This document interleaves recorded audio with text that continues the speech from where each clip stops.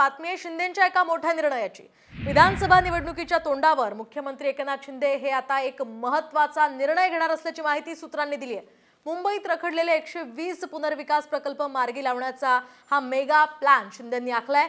त्यानुसार 2 लाखांहून अधिक कुटुंबियांना हक्काची घरं मिळण्यास मदत होणार आहे। तर या 120 प्रकल्पातील 60 प्रकल्प हे पालिकेचे असल्याची सूत्रांची माहिती आहे। हे रखडलेले प्रकल्प जे आहेत ते सिडको किंवा MMRDA म्हाडा यासह MIDC महाप्रीत आणि पालिकेमार्फत राबवण्यात येणारे हे प्रकल्प आहेत आणि यामार्फत आता पालिकेमार्फत हे प्रकल्प मार्गी लावण्यास शिंदेंचा मानस आहे। इमारतीच्या बांधकामाचा हा खर्च रहिवाशांच्या शेजारी उभारण्यात येणाऱ्या सेल इमारतीमध्ये खोल्या विकून झालेला बांधकाम खर्च वसूल केला जाणार असल्याची ही माहिती।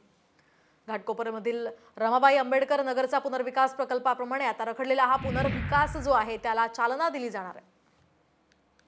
बातमी आहे शिंदेंच्या एका मोठ्या निर्णयाची।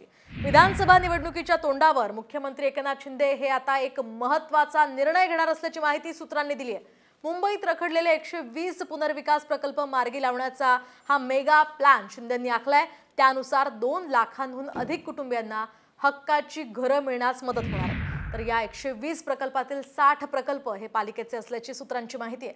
हे रखडलेले प्रकल्प जे आहेत ते सिडको किंवा MMRDA म्हाडा यासह MIDC महाप्रीत आणि पालिकेमार्फत राबवण्यात येणारे हे प्रकल्प आहेत आणि यामार्फत आता पालिकेमार्फत हे प्रकल्प मार्गी लावण्यास शिंदेंचा मानस आहे। इमारतीच्या बांधकामाचा हा खर्च रहिवाशांच्या शेजारी उभारण्यात येणाऱ्या सेल इमारतीमध्ये खोल्या विकून झालेला बांधकाम खर्च वसूल केला जाणार असल्याची ही माहिती।